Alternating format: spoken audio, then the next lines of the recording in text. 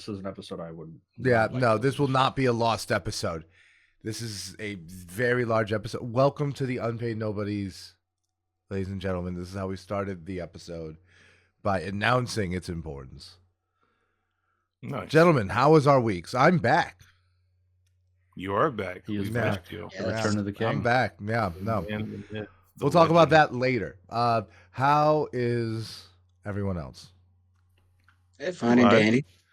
Yeah, we have a packed show. Packed show. A lot of cover. A lot of stuff to talk about. Let's just jump right to it. Purvis, you want to run through the news? Yes, absolutely. Jumping right into it, starting off with our albums, we have Miss Ice Spice. She is here with Y2K. Half the songs, I believe, are titled about ass. Yeah, they're all about farts. It's the fart tape. It's Y2 farts. But we are here. So shout out to, I'm not even gonna say it, never mind. Shout out to the people that will enjoy that. Moving on, I was gonna say an old name. Brandon knows who. Anyway, yeah, I know exactly. Yeah. You know. We also have DJ Mustard coming out with "Father of a Mustard Seed," which is actually a pretty big release that's coming out. A lot of features and big names. Yeah, so it should be interesting. And coming off of Not Like Us, this is gonna be huge. Absolutely. The only song I've heard from it is "Parking Lot," which I liked a lot. So the Travis Scott one. Yeah, the Travis Scott one. Yeah, I thought "Parking Lot" was really good. So yeah, no, this is the one I'm excited for. Yes, absolutely. And then the worst one, we have Tory Lane coming out. It is funny though. It is funny though. Okay, go on. It's just funny that he's making this music from prison. The name alone was the joke, but yes, he is releasing an album called Prison Tapes, and he's releasing songs weekly from it. Oh, Jesus. I thought that was the end of it. I thought we just got it all at once. I had to ignore this for weeks. That sounds exhausting. Yep. Coming in waves. Yep. It's like, is this a season of Game of Thrones? What are we doing? Like, straight torture. I'm more curious at like how clear it comes when you're calling collect from prison. Maybe they're doing it through the glass. I am actually interested on a technical level. Like, what does this sound like? Does it sound like a West Side Gun skit? But it was like the last time I remember someone doing. I remember Lil Wayne did this like 10 years. No, like 14 years ago. Yeah, on a Drake song. Yeah, but he was. To be fair, he was in like white collar prison. I was gonna say, he was more lenient. Yeah, he had but yeah, no, he did his through the phone. Yeah, like, he did it through the phone. It sounded so poorly. Oh, yeah, he did it through the phone, but it was So he was just more. They were more lenient on his time on the phone. Yeah. The last one I remember of something like this was Kodak on A$AP Rocky's album Testing, which actually came out. Oh yeah. Yeah. But anyway, we're not going to dive into prison songs and prison tapes. Well, before we do move on, a more recent one is Rowdy Rebel on Pop Smoke. On that song, Make It Rain. So yeah, that is pretty good. That probably is the most recent. I don't know. Probably, but we're gonna get a whole fucking album of it, so whatever. Yeah, exactly. Moving on to the singles, I believe this one is out. I think I heard Lil Wayne's verse or maybe a snippet of the video, but Cordae and Lil Wayne is dropping or did already drop Saturday mornings. A lot of people are saying some old Wayne is here, so that's exciting. I would recommend checking that out. We also have Metro Boomin and Young Nudie has been promoting their John Wayne song. I believe Nudie had it on his Instagram live and it bangs. Yeah. We have the return of Sir Drake. Oh no. He's featured on somebody named Gordo, who I've never heard of. That's great. That's great. I'm sure a feature on an artist we've never heard of is going to be fantastic. Yeah, surprisingly, Drake has a lot of these recently. But anyway, I wonder if it's related. I think he's smart enough not to do anything anymore related to the beef. So hopefully not. We have he's probably also like cheap for a feature. For his impact, for sure. Well, I feel like that. I feel like that's why he does all these, no offense, shitty features. Because I think these artists can afford him.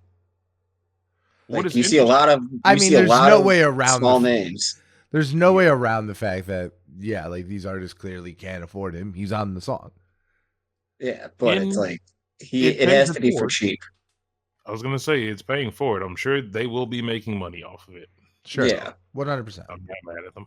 Or does he get like some sort of royalty off the song? Like big absolutely. time royalty. Yeah. Well, I'm talking like big time royalty where he kind of like gets more than the artist. That is very possible. Yeah, like almost like predatory shit. Well, yeah. I mean, predatory is something Drake is familiar with. Because like I can see him being like, I'll be featured on your song, but I get all the rights to this song, to the single. Well, yeah, I was actually about to say there's like, well, back in the beef days, as those like past war times, it was in the discussion that Drake is known to take smaller artists and essentially just take over their whole discography and just own it. Yeah. So give them false hope. Yeah, exactly. Yeah, definitely. But anywho, we already hate Drake. It's already known. We have Lil Yachty and Ian. That's hilarious. His white partner in crime that's around him all the time now. Dropping Hate Him. That's a thing. We also have... That was kind of a bar. His white partner in crime that's around him all the time. Yeah. Look, where's your Hate Him? Naturally. Yeah. I've been listening to a lot of Action Bronson, so maybe that's why. Yeah, you have, yeah. But anyway. Someone get an Alchemist beat right now. Google it, Alchemist type beat. First result. It's a lot. Dude, I'm throwing an Alchemist type beat party where honestly, everybody has to come into this room and pick an Alchemist beat off YouTube and drop 16. Everyone. Oh my god. We could never do that. It's like you thought I was white now. Yeah. This is a bad idea. I had one studio session in my life, and no. It's about reps. It's like, Brennan, do you really want to hear me pronounce every syllable? Yes. No. Trial by fire. Fun. We'll laugh. Anyway, we have Raven Lenae partnering with Childish Gambino. He's not done yet. I got one more in me. It's called One Wish. So super excited for that. And then we have Smino. Smino's partnering with Cousin Stiz to drop Nokia. Anything Smino drops, I will be there with the suit. And then we also have Calvin Harris partnering with Ellie Golden to drop Free. And then we have Halsey dropping Lucky. So a lot of good music coming out. Yeah. A lot of singles. A lot of good singles. Absolutely. And it's an overall slow week, like we said, for music and news in general. We have finally Lotto has announced their new album called Sweet Honey Iced Tea. And apparently it was released with a music trailer that features and cameos from 2 Chainz and T.I., which is kind of dope. Pretty dope. Is Lotto from Atlanta? Yes. Yes. This makes sense. Okay. Yeah.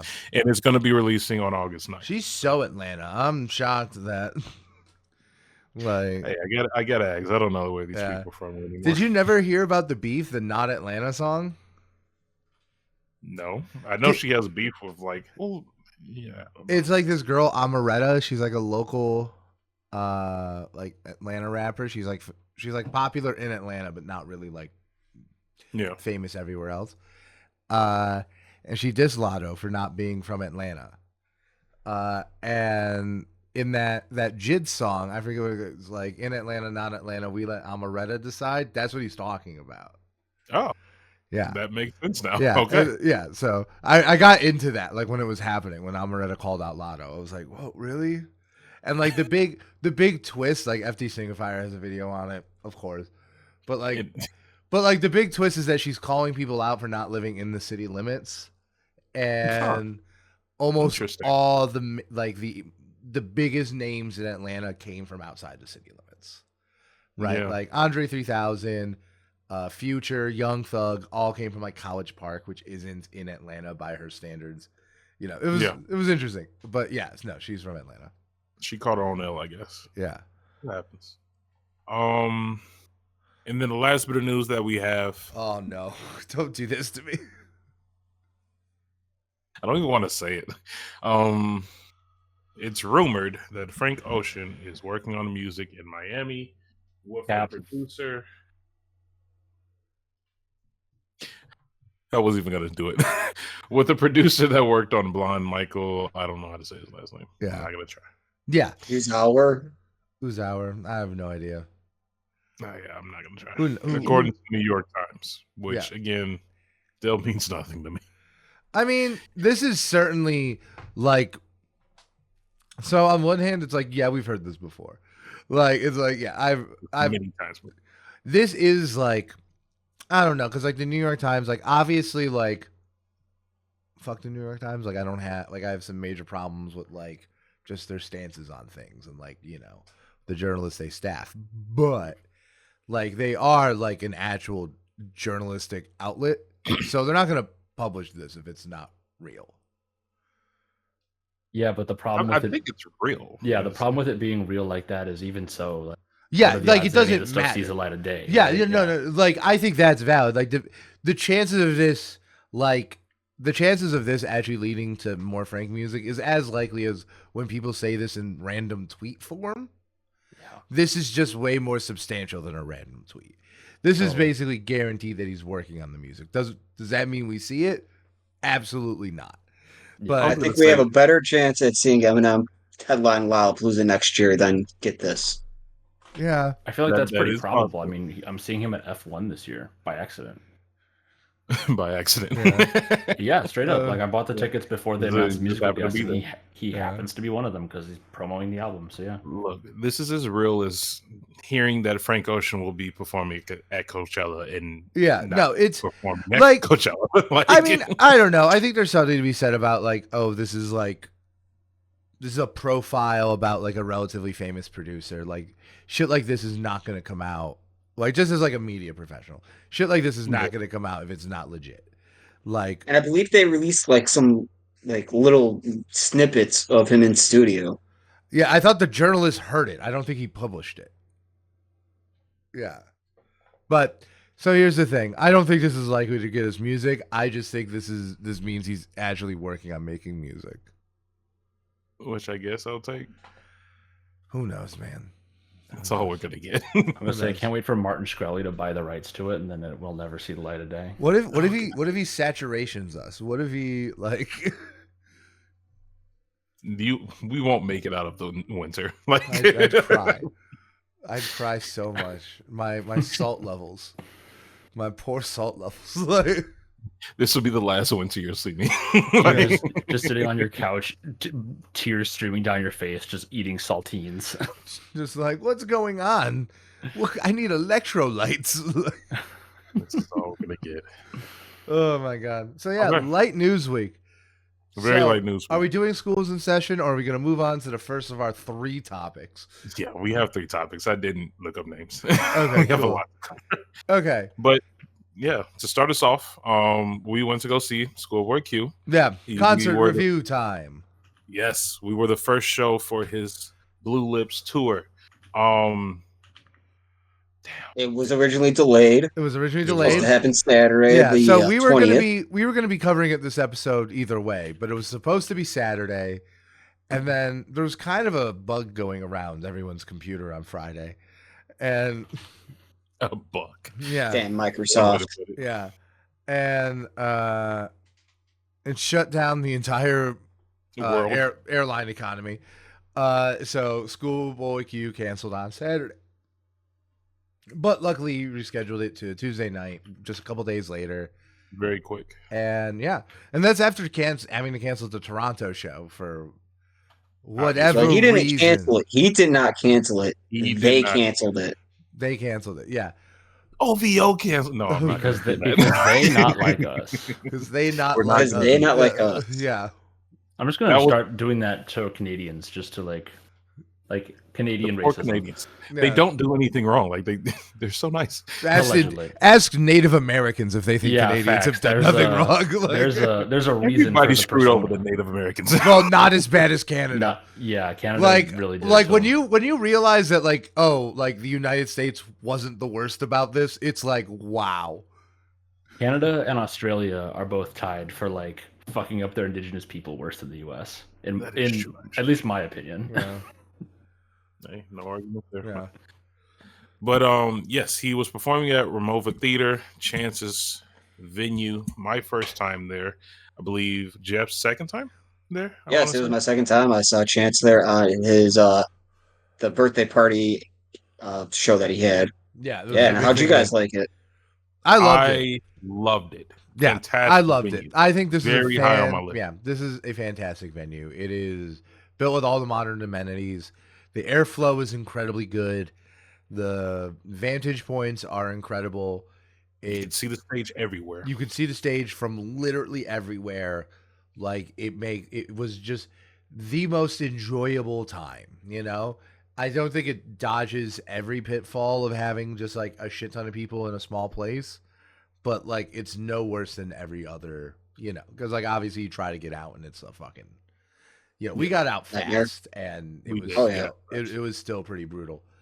I was gonna say, and a great crowd. Everyone there. Oh, great crowd. Super respectful crowd.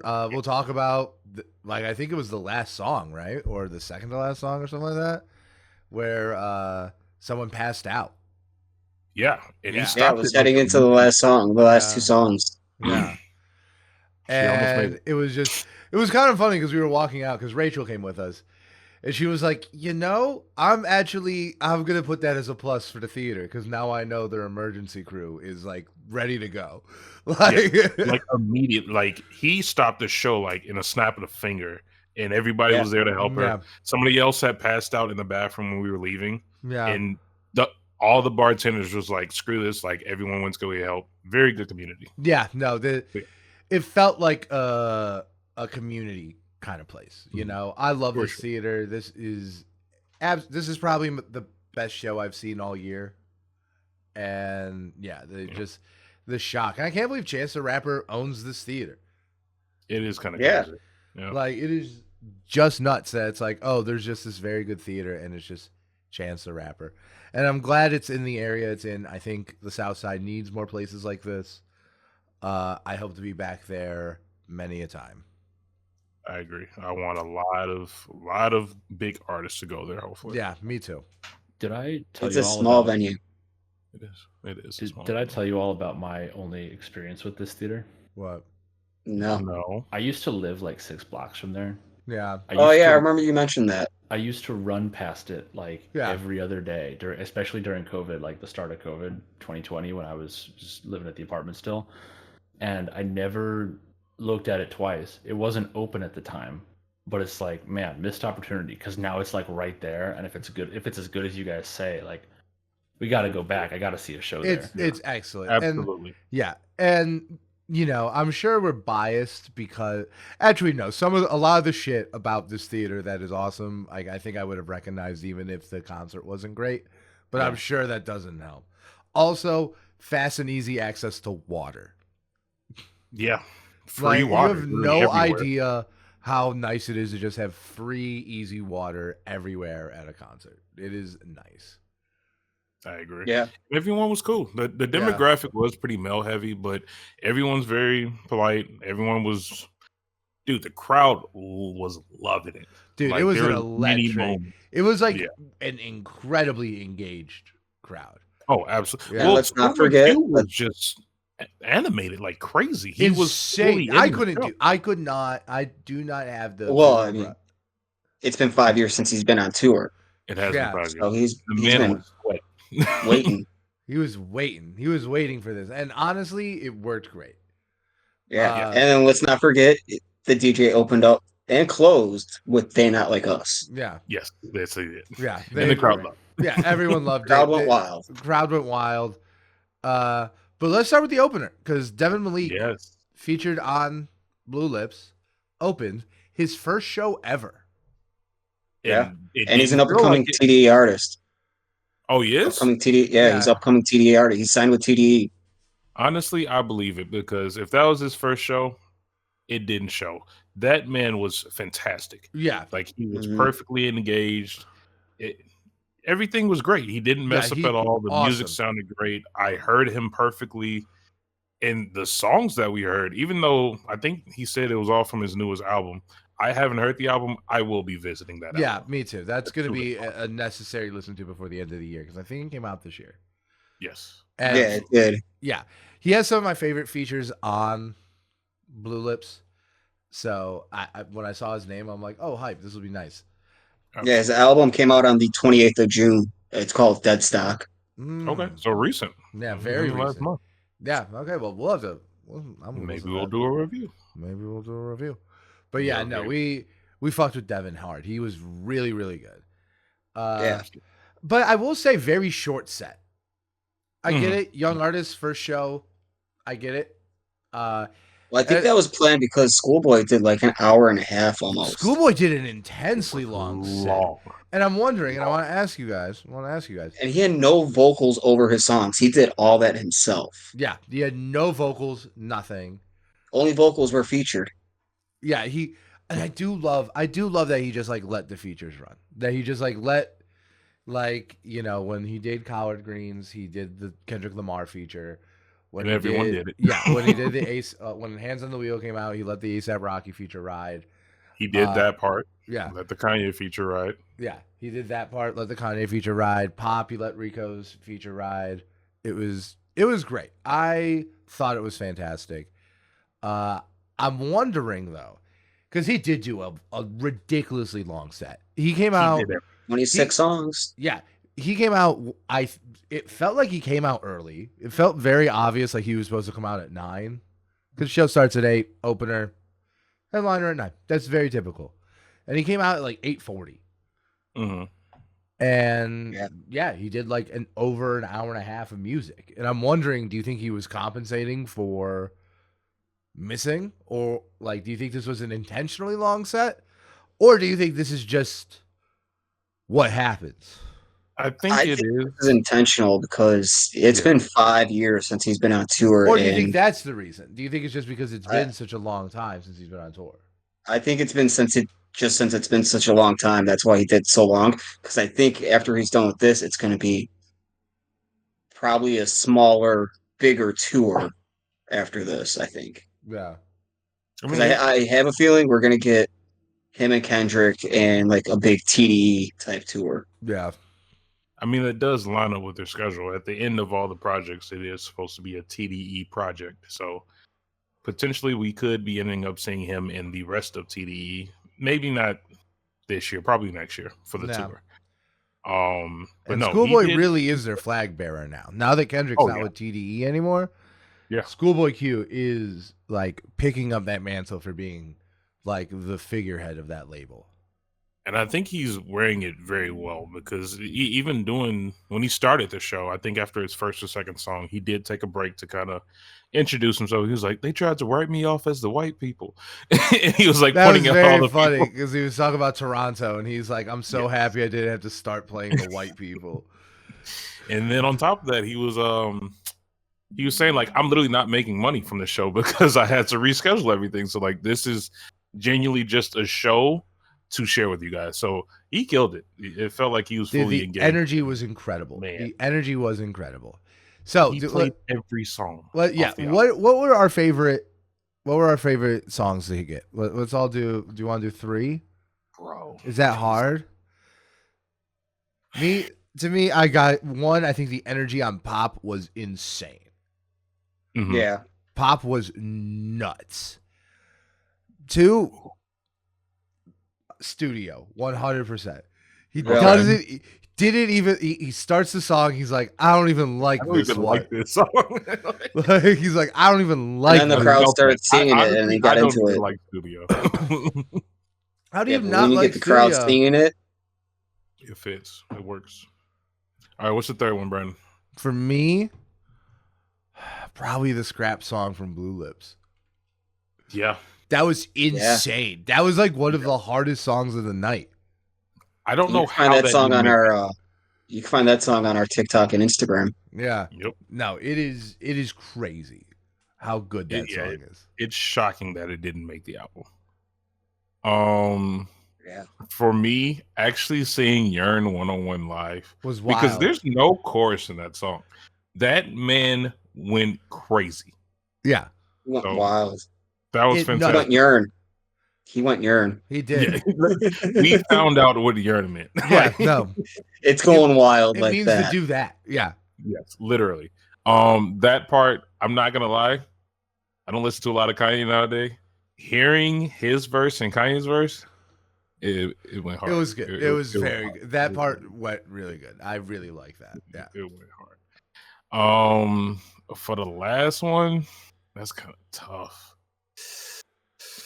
I'm probably gonna go with "Back in Love." I think that's one of the better songs on the album. Yeah. And it I just- love that song so much. It hit very. That was probably the only disappointment for me because Devin didn't come out and do his part. Devin He was didn't there. come out at this point. He was there. He came out for a different song. He came out for a different he came out song. for a different song. Yeah, because he has multiple features on the album, and that's He fine. does. And that's fine. But I wanted that one. Look, I'm trying not to say collard greens. Like, Yeah. I mean, my three were he did There He Go and Hands on the Wheel at the same time. That was Slap. He just took it back to 2012, and like this Saturday the 27th is 12 years to the day since me and Brandon saw him open up for Kendrick Kendrick, Mac, and Wiz. So loved seeing that live. Floating, another classic, and then Ohio.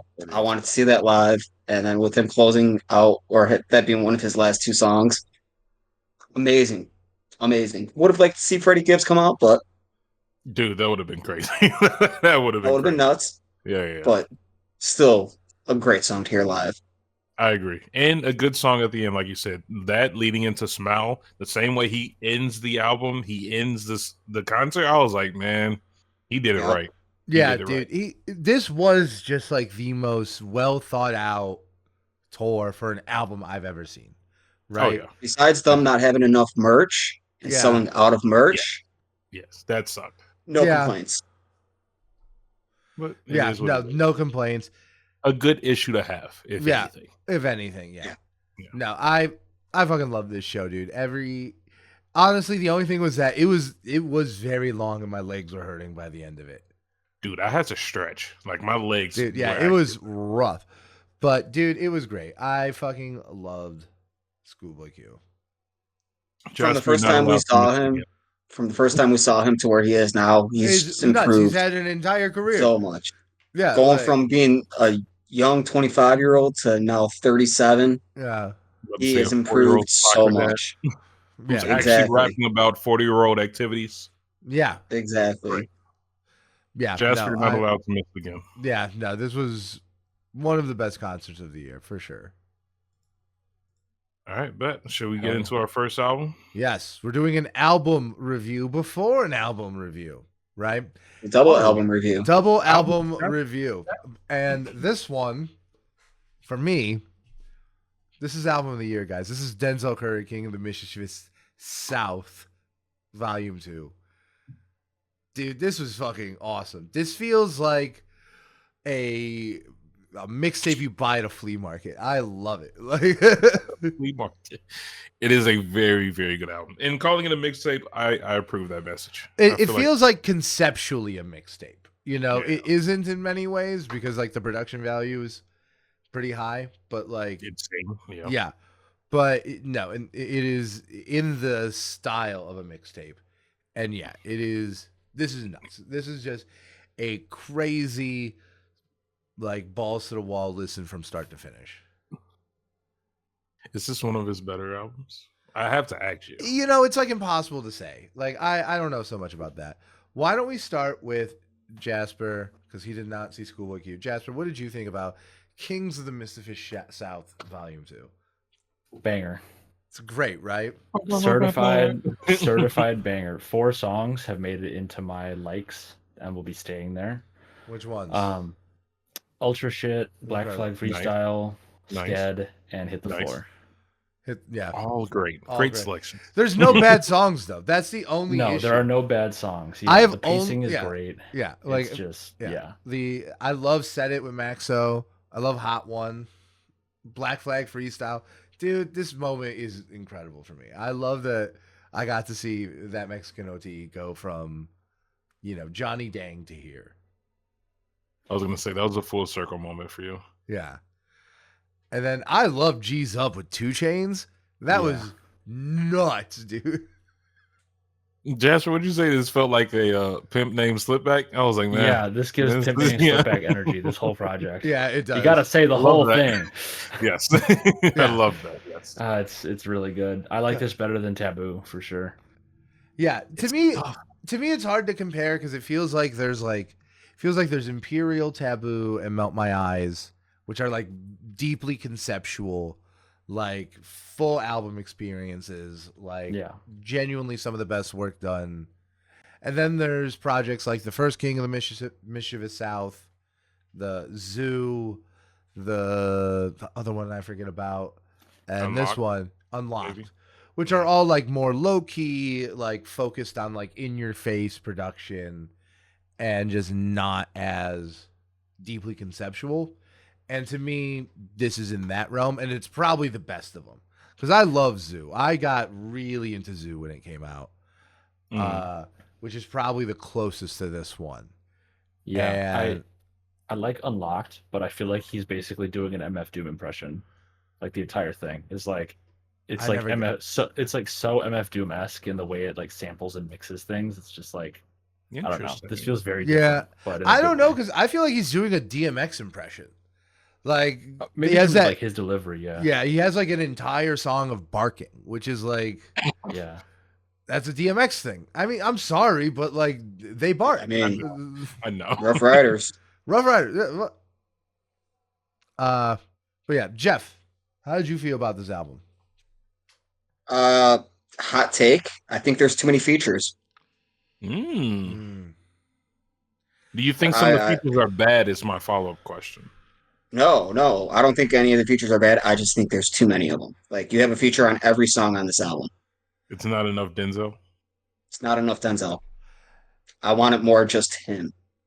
So I feel that. I think that's valid because like any other... At least give me one or two songs. Give me one or two songs where it's just you, where you're giving me 2 different verses, 3 different verses for like 2 minutes. Yeah. I'm not mad at that. Nah, I don't hate a 35-minute album with all features. Yeah. I don't hate Armani White contributes much. Oh, that was one of my favorites. I love that. Fair. I think that and Tia Kareen are just like they're all right. No, I thought I've been quoting Tia Kareen's like verse for like a month. Like I've been like I walk around my apartment yelling 40 on my panty line. Like it's just I think she goes super hard. Like now I think that's fair.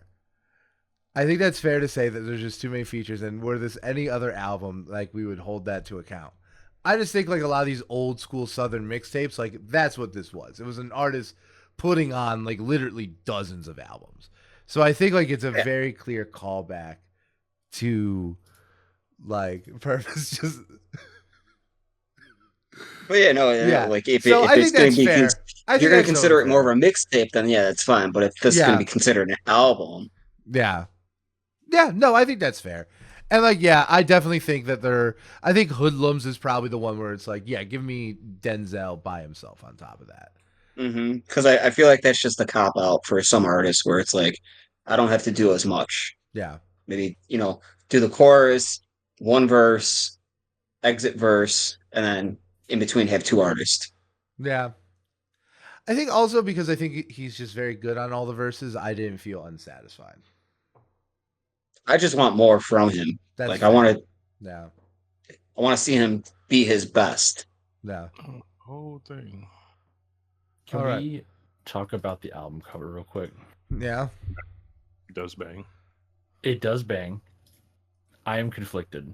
What are you conflicted about? Because this photograph is fucking beautiful and I love it. And aesthetically, it's so nice. It makes me want like metal teeth, silver teeth, whatever, the whole thing. Wow. But then I am just very much not a fan of like the super hand scribbled aesthetic of stuff like this, like of the borders. So it's just like for me like a massive juxtaposition because it's like such a sharp, clean photo that looks really good, and then all this stuff around it. Just kind of funny to me, but it is. I feel like the border is actually more meant for like the digital album covers. Like Apple Music has theirs digital, and that is all like rotating and moving. Oh, Okay. Yeah, that is like cool. that. Yeah. That is very cool. And I appreciate that. yeah, I get where Jasper's coming from though. Oh, I do. I feel like Yeah, it fits very well within the album style, though. I Like, it yes, feels it does, very yeah. like high school rage, just If there's nonsense. a deluxe where they just do the full photo. Yeah. That would be baller. No, I agree with that for sure. I think like I think the expression on his face carries more weight than the actual like technical style of the photo. But I think what Jasper's saying is fair, and I get why he goes there. I like the little like superimposed sparkles too. That's very like early 2000s mixtape. Big fan. Yeah. Mm-hmm. I agree. So what are our favorite features? Because this is like basically a features album. All right. What are our favorite features from the project? Look, I'm just gonna say this. I don't care. I've been preaching Kenny Mason for a while. Kenny Mason went hard. I loved the Kenny Mason on this. Dude, I haven't missed with my Angel Boys yet. I've been following him for years. I've been preaching Kenny Mason. This is another example. This is the one. And it's the best song on the album. I don't care. It's the best song on the album. It's up there for sure. It's Yes. the beat goes so hard. Yeah. The transition into the song almost punched a hole in my wall. Like, no, it's one. It is a incredible moment on the album. That is totally fair. at the gym, just Yeah, this is gonna be on the Mexican rotation OT. tonight at the gym. Yeah, the Mexican OT is hard. insane. Rolling R's in words that don't have R in it. Like that's exactly what it it's is. like, did you roll the R in calcium? What's going on? Like, I also liked A$AP Ferg. I love A$AP Ferg. Yeah, Mike Dimes. I thought was man. I fucking loved Ski Mask. I thought Ski Mask was great. Real good. Yeah. And I did like how this did feel like a lot of different sounds from the South. Right? You had like South Florida. You had Black Flag Freestyle, which feels more Texas, obviously. The one before that, Said It, also feels more Texas. I love that it wasn't just one sound. G's up. Yeah, G's up. Some Atlanta flavor. Yeah, it's 100%. I see that 100%. Yeah. Cole Pimp, I thought was really good. Like, I thought the Ty Dolla $ign feature goes a long way because I think it's the only singing on the project. That is true, actually. Yeah. But yeah, no, this is, in my opinion, like this is battling Blue Lips for me, because like Blue Lips, I feel like is way more like conceptually heavy, and like blazing new ground, things I appreciate, while also having just like really fun to listen to songs. Whereas this is just like, I can play Call of Duty for this for hours.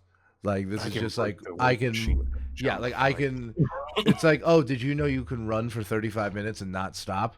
Turns out you can't. Like, you know, like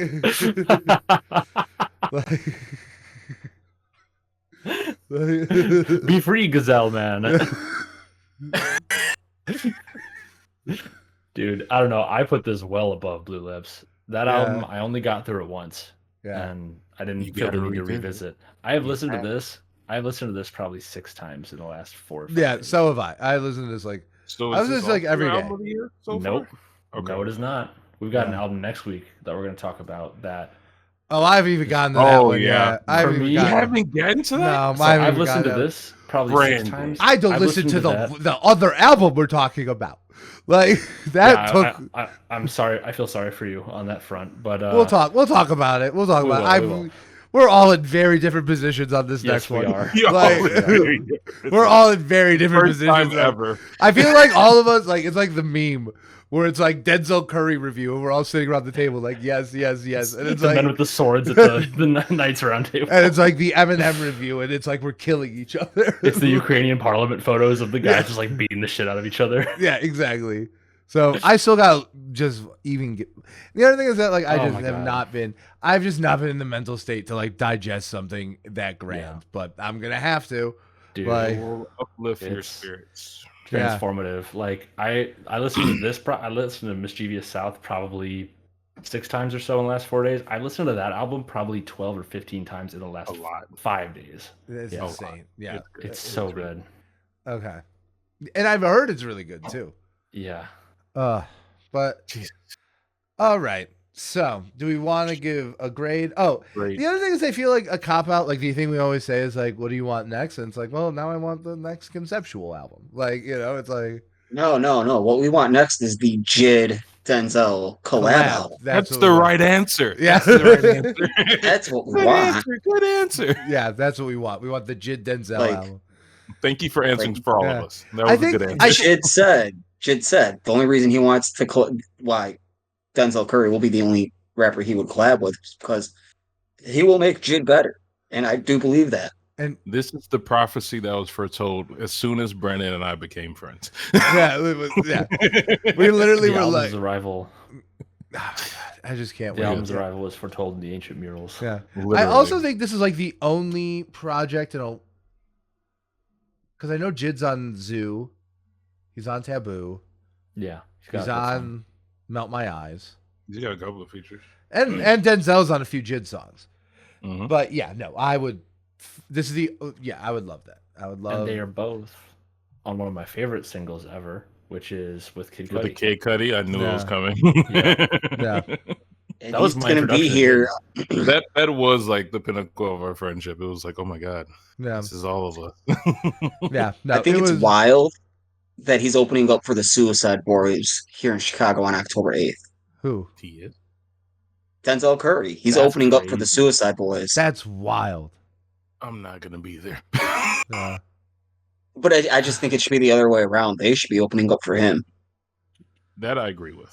Then I would go. But Yeah. anyway, Wow. should we give it a grade? And Yeah, I try was not good. to say- Great. My grade is A+.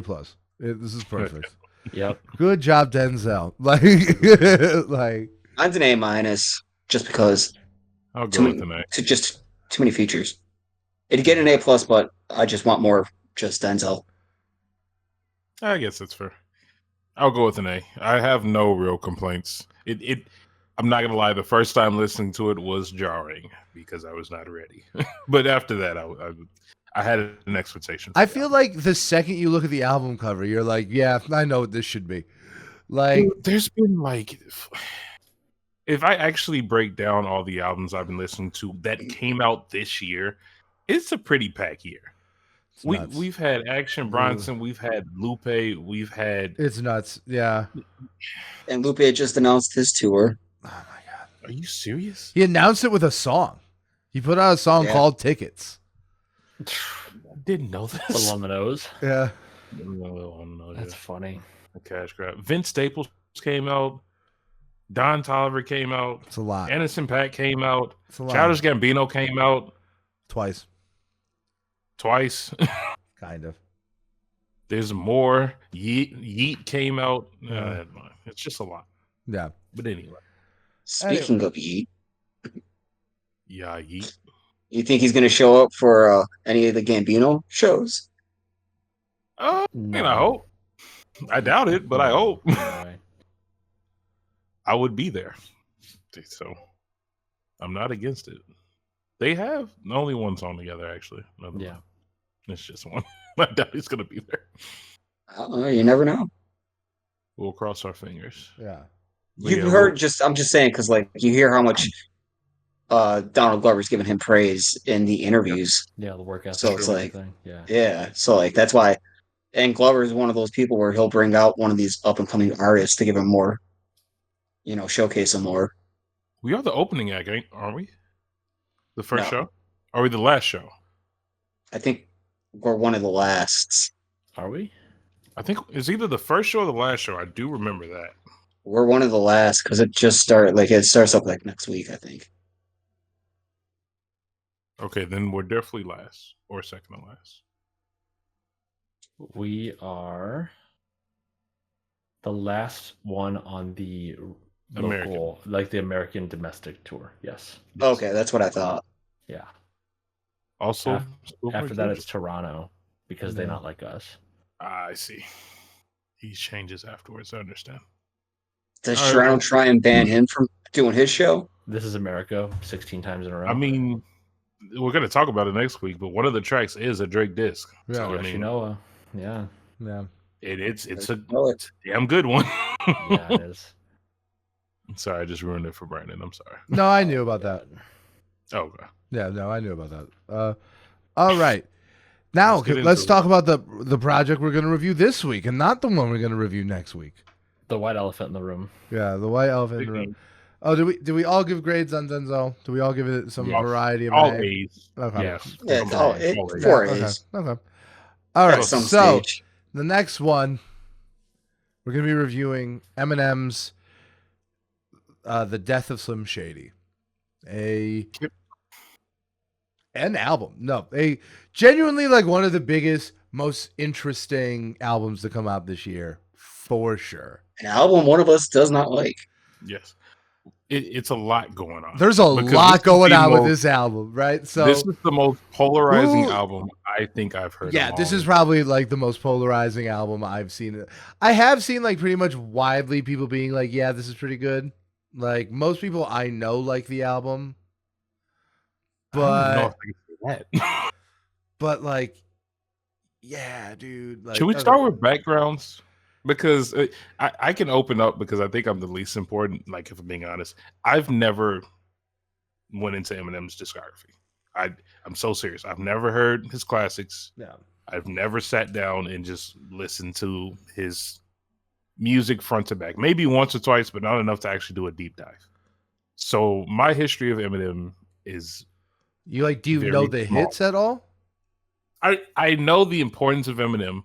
I know his hits. I know his songs, but like actually sitting down and saying I'm a fan of Eminem. That's and fair. Doing, yeah, like, no, there's a delineation that we there. do now. Nothing's there. Yeah. So my knowledge of Eminem is going to be significantly smaller. So I'm gonna have a different take, I think, from all of you. Yeah. So that's my background. I'm probably the next one because I like Eminem, but like I never like when I was like a kid, like like middle school, high school, the only rapper I really liked was Kanye. Like I didn't really listen to hip hop like that. I listened to mostly like punk and metal. The only rapper I liked was Kanye. And like when Lupe and Kid Cudi kind of came out, that's like when I like started like hip hop became like the main thing I listened to. And then quickly after those three was like an Eminem phase. But that kind of petered out after Recovery. And like I kind of just never looked back. Right? Like I do think like, the Marshall Mathers LP, the Slim Shady LP, a lot of the stuff from the 90s may not hold up, but it is very good. And like I think it doesn't hold up for a reason that we need to give it some credit for. And I think like a lot of this album is about that. But like, yeah, like I think like a lot of early Eminem stuff is like seminal. And like, once again, like FD Singafire quote, like he had some hot takes about Eminem. And I think his hottest one is that like, it almost feels like Eminem's role in hip hop has been retconned a little bit because like, Eminem really was the guy who like opened up the hip hop to like the world of white people. But the thing is like when Eminem was on the charts in the late 90s, he didn't get there without the support of a black audience. And that was very much true until Eminem outstayed his welcome in the 2010s. It took Eminem to gain a black audience. It took him a long time to gain that black audience. Well, no, he had it early. He had it early because of the Draco sign. It's still a lot of black people did not like him at the beginning of his career. See, like that's the thing is just from like everyone I know who's like a decade older to us are like, no, that's just not true. Yeah, but I'm talking like it still took a long time for the black audience to get behind him because I just don't think that's true. White people in rap still back then was still not like they thought of it as like Vanilla Ice type. Yeah. Yeah. So that's why it still took him a long time. Like I'd say until the Eminem show, like his first Marshall Mathers LP and the Eminem or the Slim Shady LP and the Marshall Mathers LP, it took him till after those. I feel. Yeah, I just don't think that's true. Like I've heard from that's what I feel. I mean, I've been an Eminem fan since day one. Yeah, I know, so, but we were also I know there was. Yes, but we were also children. Yeah, but I've still like even through high school and all that, I was still a big Eminem fan. Yeah, and it took him to his first two albums to gain that black audience. From my own understanding, because I've been trying to do research and it's very limited. Eminem signed to Dr. Dre in 1998, correct? Yes. Yes. Yep. Would you say this is before he has a black audience or after? See, That's before. as I perceive it, it seems like, because like, let's go like pre-Eminem. Like Eminem was like the first artist besides like the corporate like industry plants of like Vanilla Ice, because like the Beastie Boys didn't do the same effect that Eminem did in like really having a white audience. The Beastie Boys, because most of their career were them opening for black artists, had a mostly black audience. You know, or at least as black as hip hop tend to be. You know, there was always like a huge white audience in hip hop, even in the 80s and 90s. But Eminem was like the first one who like really opened up the gate and like had a majority white audience.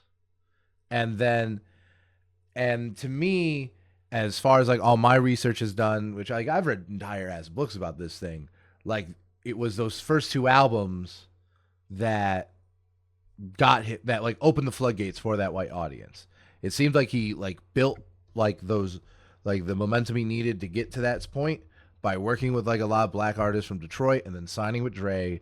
And then it was after that he had this influx of white fans because, you know, like mainstream white America only follows the fame. They don't create it. Ooh, interesting. Yeah. I think from the get-go, there was a pretty heavy black audience as early as the Slim Shady LP because you had features like Dr. Dre on songs like Guilty Conscience. So you were seeing. So I know that locally he was big in Detroit first, and it was a pretty mixed crowd there as well. It was like basically a sales battle locally between him and Kid Rock for like when he released Infinite, his first project. Hilarious. Which is a wild thing to say out loud. Who struggles with a black audience. What a battle. Yeah, so it was like he had a pretty like mixed crowd in Detroit, and then when he did get signed, I think it initially was a wave of like everybody figuring out who this guy is at once, and I think it was a pretty even growth on either side of this like racial divide that is the fan base essentially. I think in the end the white population really went out, especially because if you look at who this music is for, suburban kids to trash their rooms to, you know, stuff like that. He explicitly talks about it. But I think he definitely built an audience, a black audience, as early as '98, and started there, and then just, you know, catapulted forward from there. Yeah, he started building it, but he didn't start gaining it big time until after those two, because that's when D12 started getting around. Yeah, it's I think once D12 started coming around, that's when they started taking his lyrics more serious. Yeah. It's like the have you guys ever heard Jay-Z's metaphor of the rocket ship about Eminem? No. So like Jay-Z has like this metaphor where he talks about like white artists and like Eminem specifically and black artists in hip hop, and he compares them to a spaceship. And it's like being a black artist in hip hop is like having a spaceship that can like very cleanly like get off the ground and then just like kind of go as far as spaceships are known to go.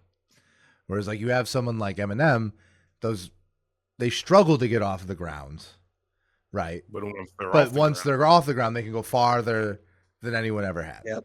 Right? Yeah. So that is like very much what happened to Eminem. I think you see that happen a lot. I think Post Malone is probably the best modern example of that. Totally. Like, Definitely. you know, and I also think it's important to know like which artists that didn't happen to. You know, I think Mac Miller, I think, is a good example of that.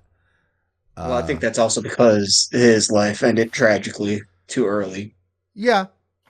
Yeah, but I also think he was like very conscious. Like if you watch his interviews with Vince Staples, he pushed back against like a lot of his embrace by like colleges and like white audiences. Especially when he changed his style a lot. Especially like right around the time after Blue Slide Park, between Macadelic and watching movies. He changed his style a lot, you know. And I think like probably the best example of like cultivating the audience you want was probably Mac Miller's career.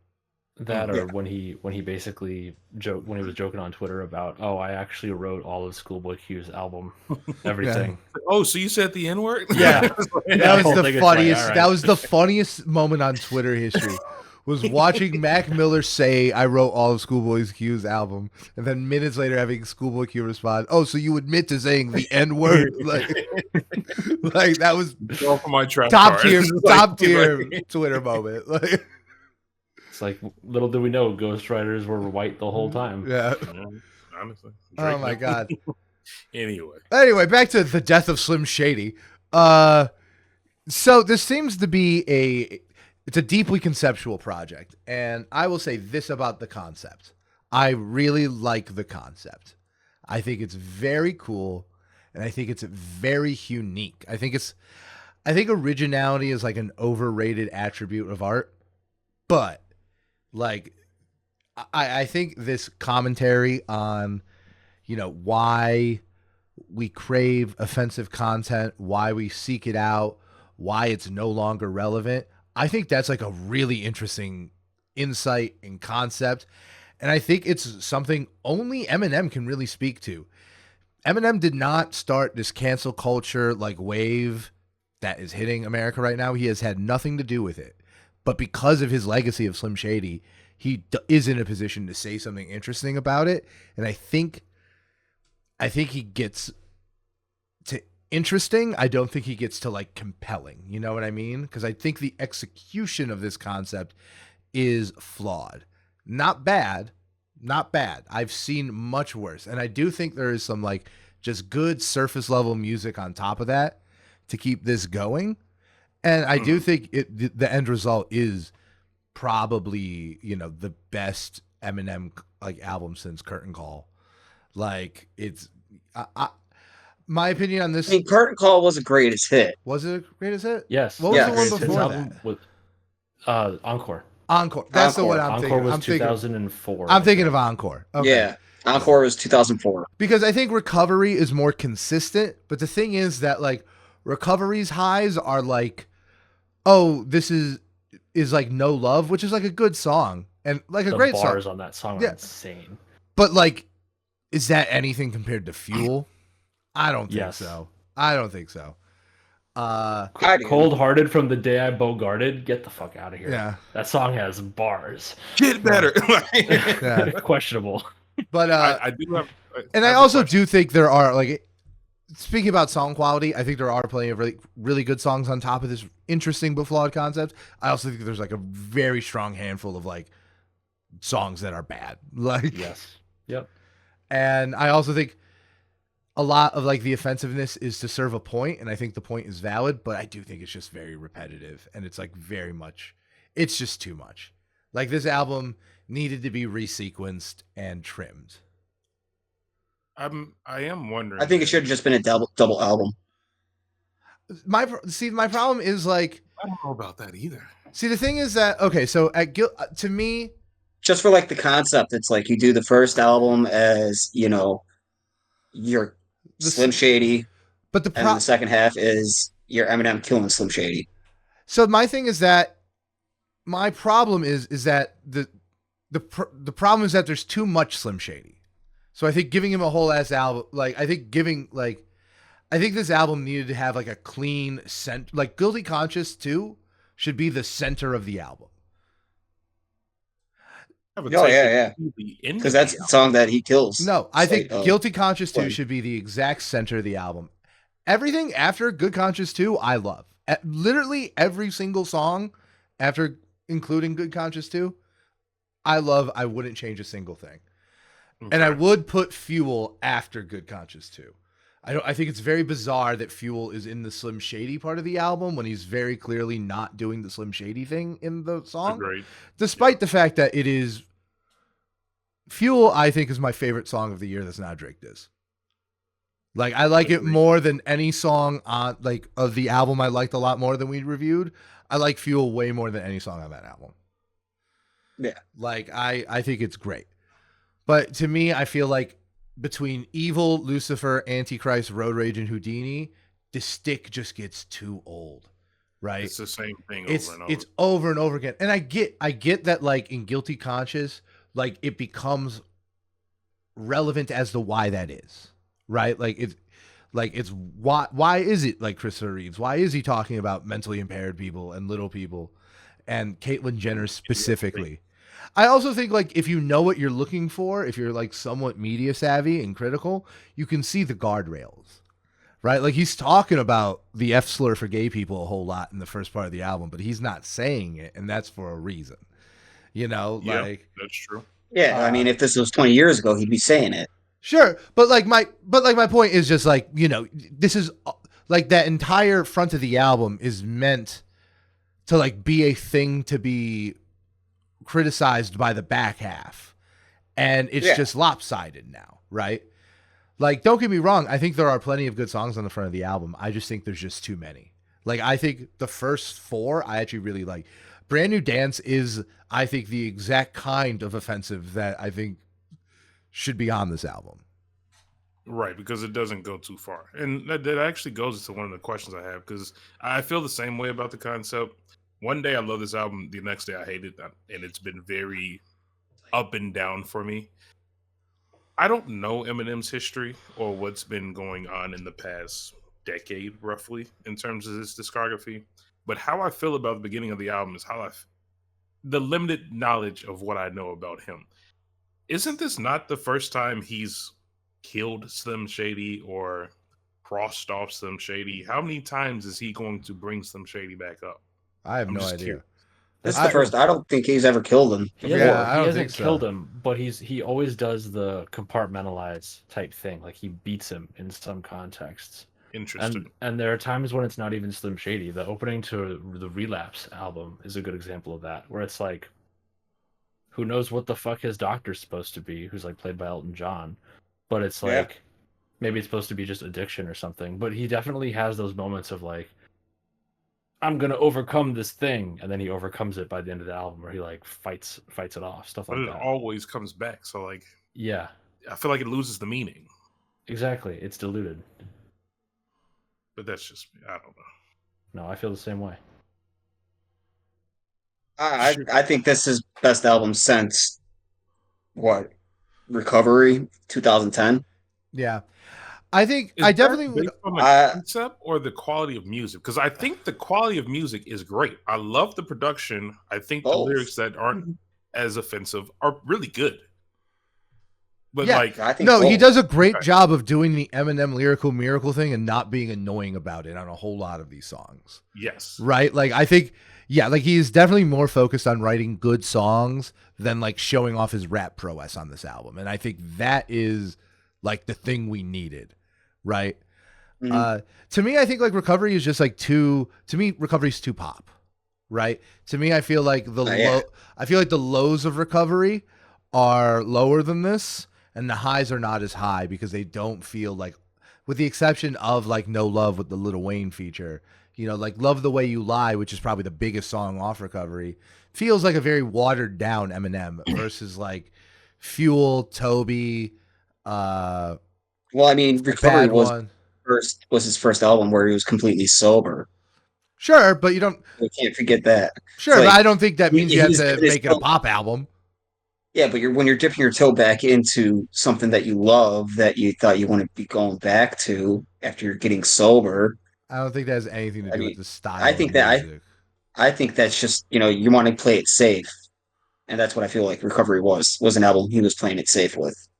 I feel like that implies that he used drugs to be able to rap. Though you should be able to rap and perform as an artist. Well, no. The rap, the music is what's on the stand here, not the lyrics. The lyrics on Recovery are just as intricate on many of the songs as more intricate, if so, than anything else that came before.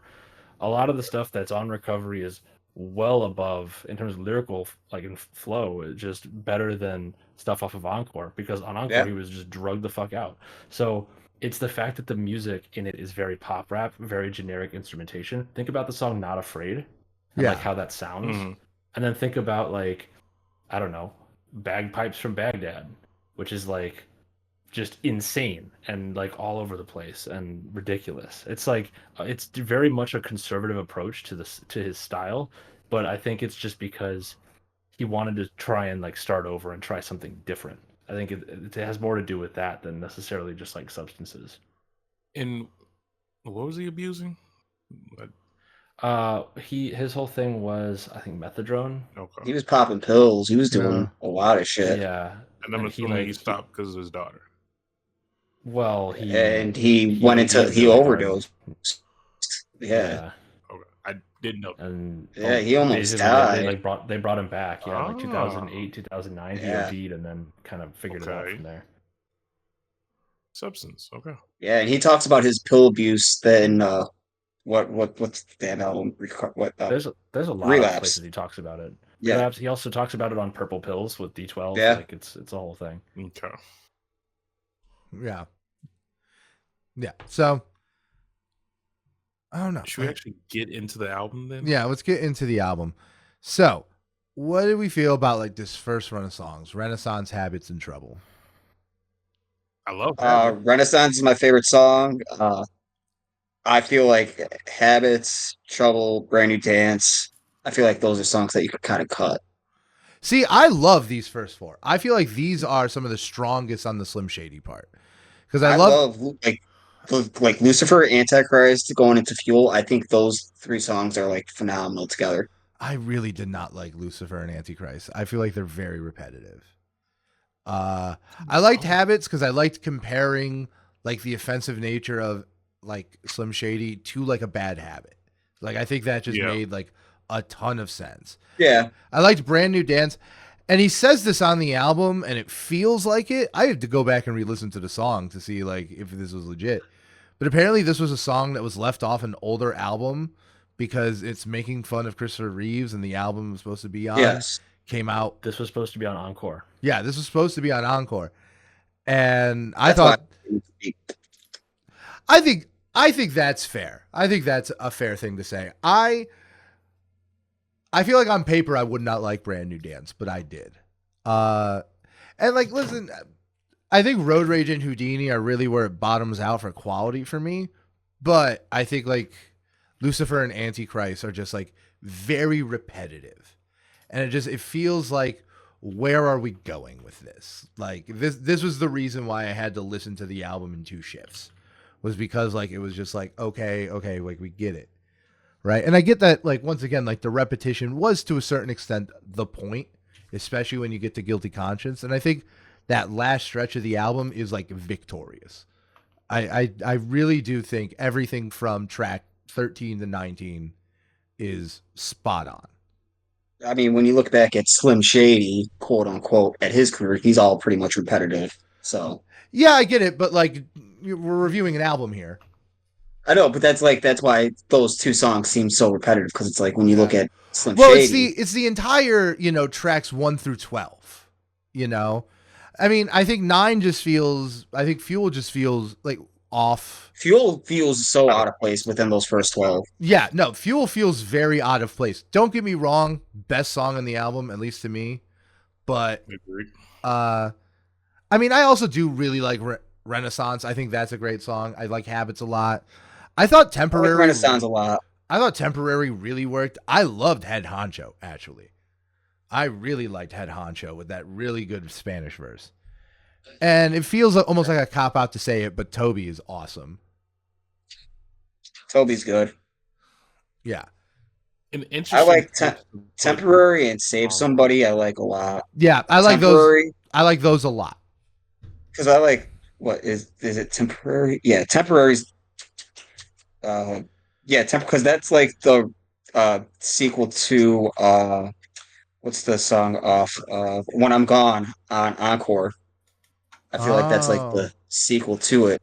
Yeah, I can see it. It's like a spiritual sequel. It's like because it's like he's writing a death note or his last note to Haley, his daughter, when he's dead, and so it like ties in together so well. I think it does too, and I think Temporary is a standout song. I think it's very mushy, and I can see why people aren't going to revisit it often. But I think I don't know those songs. I think those songs from Eminem I like the most because like Mockingbird. Yeah, Mockingbird's really good. I even think there's like this one song on, I don't even know the name of the song. It's on Music to Be Murdered By. That's like about like the Las Vegas shooting. And I actually think it's like very well done. Like I think it's like a very like well measured, commentary on that event. Mm-hmm. But yeah, no, And then like also, and like the I'm kind of one- like landing on like, listen, I think it's interesting. I think I like that I like this concept. I like that he did it at all. Mhm. I I think love how if you listen to it backwards, it's Slim Shady killing Eminem. yeah. But I also like I like knowing that Eminem knows that like Slim Shady's not cool anymore. like It's a I start. think he's I Yeah. think he's known that for a long time, but yeah, Eminem fans are so obnoxious they are. They He that are. actually mentions that in the album. they fiend for the Eminem 24 years ago. Yeah, they They just fiend want for my that name so is bad, over and over again. Yeah. but we're never gonna get that. That Eminem at that time, between the first 4 albums, was a unique time to be a fan of Eminem because you were not hearing any. One, you didn't really have any white rappers, and two, you didn't hear any black rappers talking about white shit or random ass goofy shit like he was. Yeah. No, that's totally true. Like unless you knew who Like Company what Flow what black was. rapper are you going to hear talk about, killing their mom? X. Oh my god. In the 90s? No, in the 90s. Yeah, I'm talking none. about back I'm back trying to then. think in the None. 90s. I'm trying Yeah. to think in the No, yeah. No, I think that's all very fair. I think that those are all fair points. It's the same thing where it's like, okay. Like cleaning out my closet. Name one black rapper that would sing about that. The thing is like, I, I'm trying to find the right way to put this because I do think Eminem is important to the culture. But I realize that how Brandon feels about Playboy Cardi is kind of how I feel about Eminem. Like, I do think it is important. I do think he created a sound. I do think he represents a pretty surprisingly large demographic. Yeah. But like all of the alterations in the impacts of what he brought to the community, like, aren't positive if we're being honest. Yeah. And the I think that's comments I think to that's him totally aren't fair. good. Yeah, I think the only Eminem's style paved way for Lil Wayne's style. Because Lil Wayne could rap about anything. No, I don't know. I think that's a stretch. I think Lil 'Cause Wayne I would feel agree like- with Jeff, but I think I agree with Purvis. like, Because Eminem could rap about No, anything. like, He could rap about the stupidest shit. And then you look at Lil Wayne. Lil Wayne could rap about anything. The stupidest shit. But you don't look at what Eminem's rapping about as stupid as shit. I look at some of the things Eminem is saying as stupid as shit. I mean, you could say the same thing about Lil Wayne's lyrics. I think we're missing I can't say the more. that. I think it's talking more like influence. style. There aren't a lot of artists that sound like Eminem that are relevant. There's only one, and he's on this album. Like, there's only one artist that people like who sounds like Eminem, and it's Jid, right? Like, and it's like Hobson was more like kind of like the person I think is like most close, like stylistically. Then again, like I do think there's something to be said about like Eminem's effect on music goes beyond like his own personal style, right? Like I still think Eminem has had a huge stamp on this decade of music just because without Shady we wouldn't have Griselda Records. And like what would the biggest name to come from being a battle rapper?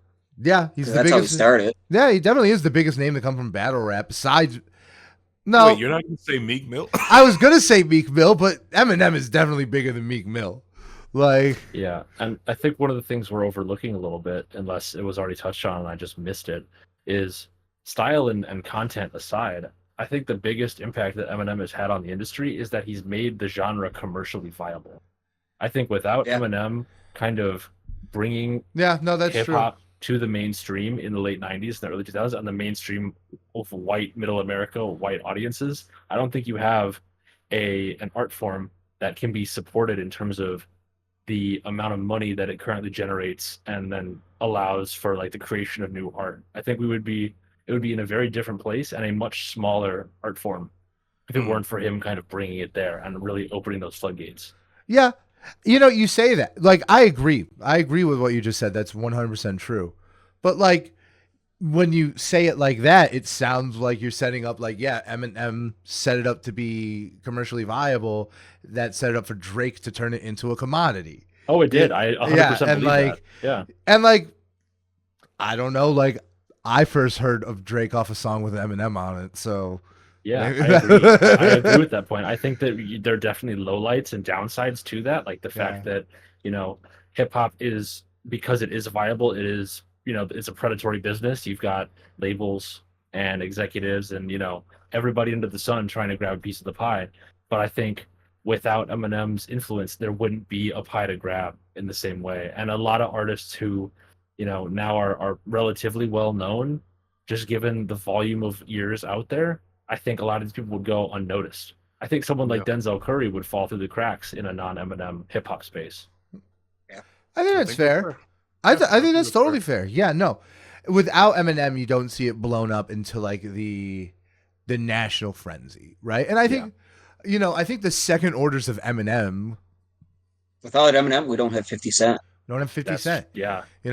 I think this is a stretch, but I think someone who's probably the biggest star in hip hop right now, I don't think would be here without Eminem, and that's Travis Scott. Because if Travis Scott has the same audience as Eminem did in the 90s, granted, not the exact same people, like their equivalents, right?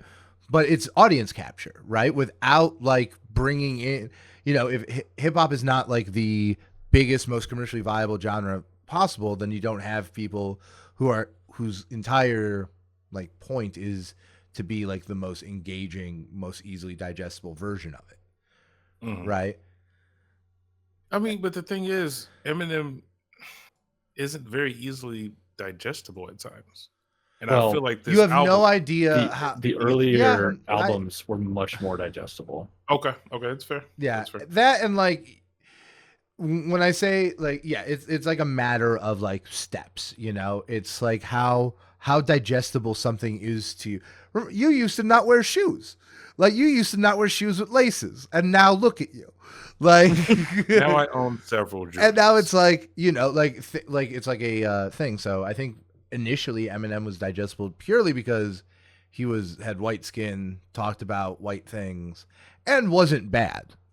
And now, like that has created the conditions for, artists now who have primarily white audiences, like your Playboi Cartis, like your Travis Scotts, and even audience who don't. Like, would we have Kendrick Lamar? Probably. But like, he's been very vocal about how much of an influence Eminem was on him. Would Kendrick have a white fan base without Eminem? Probably a much smaller one. That's a fair point. Yeah, that's a fair point. He probably wouldn't be the most famous rapper in the world right now. No. And I mean, Schoolboy Q mentioned it Tuesday. It was a majority black audience, and he noticed because he usually plays in front of majority white audience. Yeah. Pusha T might not exist. Pusha T might not exist at all. Yeah. So the second order effects are. I think Kanye's probably safe. I think Kanye would probably be more of a producer. No, I think Kanye is probably pretty safe. I think Kanye was set in his ways. I think Kanye's path was set, and I don't know how much of an effect Eminem had. I think there's like a small handful of artists that I think we can safely say have not been affected by Eminem, but pretty much all the ones that have blown up in our lifetimes have. Right? Like, I mean, even like those, like I think ironically, some of the only artists are going to be the ones from that era. Jay-Z's career probably doesn't look much different. Nas's career, LP's career probably doesn't look different at all. Like. Yeah, it's true. It's the idea of what pop rap is, right? Because pop rap or really, even rap as pop. Sure. Yeah, just didn't necessarily exist prior to this point. So anyone who falls outside of pop in some way, potentially their career would be as impacted. But the Drakes, the Futures, people like that, white audience without Eminem, probably not. Somebody else might have done it eventually, but he was the point of all of this. He was the catalyst. Yeah, like you're right. And like someone would have done it eventually. I think Future's a great example of an artist who wouldn't have been touched because like I think Future, yeah, because his whole fan base was from a groundswell of like backseat car demo tapes in Atlanta. What's the crossover? I don't see. No, I don't. Yeah, I don't see. I think you could maybe say something like Andre 3000, just stylistically. You know. Fair. Yeah. Okay. Yeah. I was thinking just like. Still don't understand the crossover there.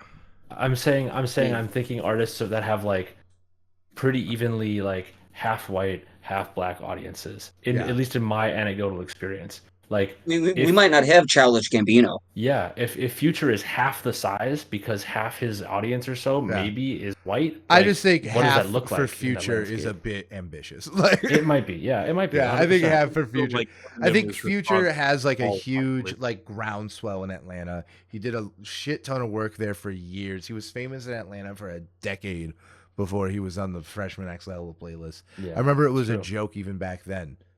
But no, like Eminem and its consequences has been I don't know. It's because I don't have the background. I don't know if I can give Eminem credibility for like 90% of white hip hop listeners. That is literally you he is the point of inception for this. I'm telling you, you're gonna have to. He sold 230 million records. You could like there's definitely some things we've said you could be like, I don't know about. That one you can't. Like he's one of the best selling artists of all time, and he's the best selling rapper of all time. Like straight up. There's just nobody else who compares to the volume and the number. And you talk to people in their 60s and they know Eminem songs, whereas like who else? He's just so culturally ubiquitous at this point. He's just ingrained. Really is insane. Like even people who don't listen to hip hop, like I worked with someone who went on and on about how much he hated Eminem, right? Specifically because he hated Eminem's sound. He said he sounded like an auctioneer, and that's great. But like he was like, I'm not a huge fan of hip hop at all, but at least black artists can be musical. And I'm like, oh, like who? Like just asking, like, okay, like I think that's a valid take to have. Like, who do you think are these black hip hop artists who are just more musical? And he couldn't name a name. Like, and with Eminem, like any white rapper growing up wanting to be a rapper, always was going to be looked at like, are you going to be the next Eminem? Yeah. Or are you going to be a bust? Like everyone always thought you had to be. If you're going to be a white rapper, you got to be like Eminem. Look, I would have taken Mac Miller over Eminem as the first famous white one. I'm just putting it that way. Yeah, but he just would not. I think Mac Miller is one of those first white rappers to kind of like break that mold. But I agree. I agree with that. It's implying that Eminem is not replaceable. I feel like there's plenty of major artists that you can say they're replaceable. I mean, what do you mean by replaceable? I think like that's not the issue. I think there's a difference between like replaceable and like no, like the historical precedent is like that this had happened, Yeah, you're right. I think like if Eminem didn't exist, I think eventually it would have happened. But I think in the world we live in, that's how it did. You have to give him his credit. Yeah. That's just how it did happen, right? Yeah. And like and without Eminem, it would be harder for a white rapper to get in. Yeah. To being a rap, like a big name. Yeah, right? Like Mac Miller wouldn't be a big name like he was when he died without Eminem, I don't think. I guess that's fair. Yeah, just for context, the Eminem show alone has sold as many copies as like Abbey Road. Yeah. That's insane. Abbey Road is and that's one of his best albums. Probably one like the top 5 greatest albums of all time. Yeah. It's just so hard because again, understanding. And I am openly admitting that I am ignorant about his discography. I wasn't there. I get that. But you're not an angry white boy. Yeah, I'm not angry. You didn't have to be there. But you are exactly. Yeah. But you are one thing. I do get that. And you are one thing. And it is like we talk about Eminem and his consequences. You're a huge fan of Jid. I am a huge And like now do you see like why I've been comparing Jid to Eminem? Do you see like juxtaposed? So the thing is for me, because I don't have the history of Eminem, I don't compare Jid to Eminem. But like listen to Fuel. Like the style is exactly the same. Jid literally came up rapping. It killed it on so many other features. But like he literally did start off rapping over Eminem beats though. Fine. I get it. Yeah, like you can't like Like Jid is probably like in terms of people who have taken Eminem's style and ran with it. Jid is the biggest name to ever do that. 100%. Like and I think the Forever Story is as good as any of Eminem's best projects. Maybe not significantly better, but as good. Yeah. I get that. It's just in 2024, and maybe it's unfair because it's not like we talk about many old heads anyway. But anytime I hear a discussion about a top 5, a top 10, at least in my circles, and I will admit that, you guys don't bring up Eminem like that. My other friends don't bring him up. I think that's because like there is. I give him his legacy and his credit, but I don't know. Not more based off lyrically. Like, yeah, I think it's good, but like lyrically, he raps about some stupid shit. Yeah. Yeah. Let me ask you this too, Purvis. How many of those lists have Snoop Dogg on them? More than Eminem.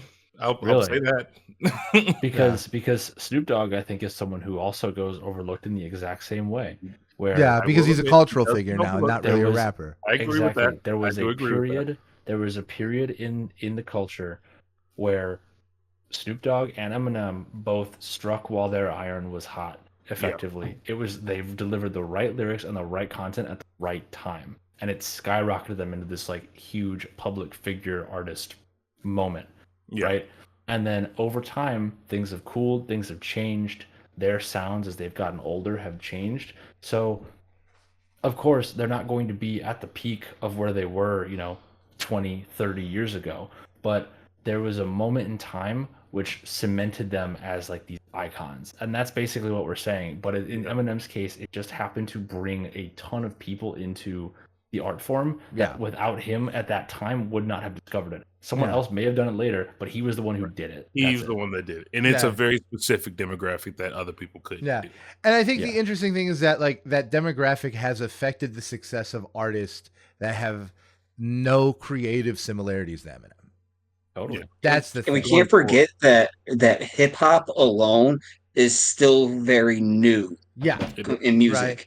It's not even 50 years. 50 you don't even have barely that. Barely 50 years. So when Eminem was doing this, we've only had hip hop around for 30 years, not even 30 years, and hip hop back then was underground. Do re mi fa sol la ti da. It was like very very early days. Like we had only 10 years as a genre that was recorded and distributed.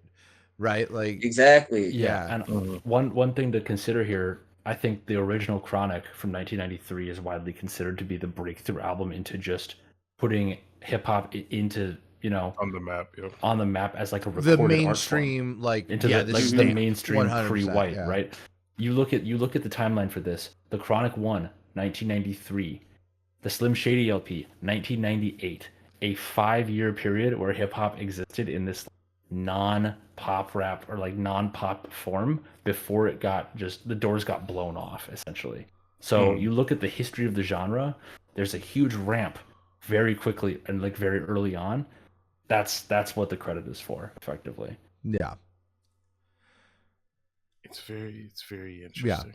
Yeah, it is. I also think that was successful. Yeah, and I also think like there's something to be said about like how people, especially when they talk about Eminem specifically, like they're not talking about the same things when they say like who's the best rapper, right? Like there's a very similar thing. This will make sense to Jeff and Jasper, but not Purvis. I'm sorry, but like there's a very similar thing in like rock music or like really like guitar enthusiast music where there's like two guitar players who are like held up by like two opposite reasons, like the best guitar players. And one of them is someone called Steve Vai, and the other one is Stevie Ray Vaughan, right? Yeah. Steve Vai is ultra technical, but you could not, none of his songs have ever charted. They're not very good. I don't actually think they're very good songs. They're not approachable. They're the kind of thing you would only listen to if you were really, really interested in hearing guitar played at a high level. Versus like Stevie Ray Vaughan writes like bluesy ballads, and like a lot of it was like, classic like blues staples.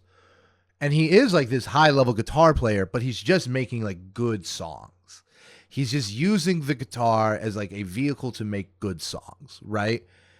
to me, I making feel like riffs that you can't, right, that are authentic. right. And I think like if we're gonna put ourselves back in 2002, 2003, and like look at this debate, it's like the difference between like an Eminem and like a Kanye, right? Like there's the people who are like really, really good at the technical aspect, and there are always going to be people that gravitate towards that. And for some reason, like, and this is a lineage older than hip hop and rock music, but for some reason, men just always gravitate towards more technical music. And, other things are going to be more about the songwriting itself. And I think that's where a lot of people like us come from. We say someone like a Jid because Jid is better at taking like that lyrical miracle rap flow and making it into a song like Cody Blue 31.